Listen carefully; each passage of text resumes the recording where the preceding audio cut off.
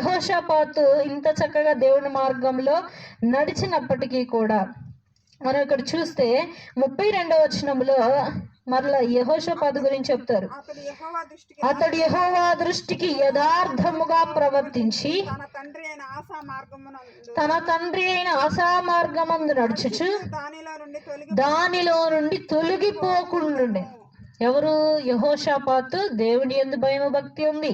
అలాగే వాళ్ళ యొక్క తండ్రి పేరు కూడా తను నిలబెట్టాడు. తన తండ్రికి ఉన్నటువంటి గౌరవాన్ని కూడా ఎక్కడా తగ్గించలేదు, ఎక్కడా అవమానకరంగా తిను బ్రతకలేదు.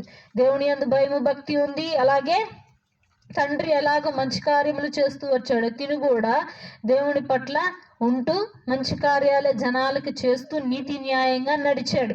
అయినప్పటికీ కూడా తిను ఒక పని చేసే ముందు ఏం చేస్తాడని చెప్పాను? ప్రార్థన చేసుకొని చేస్తాడు.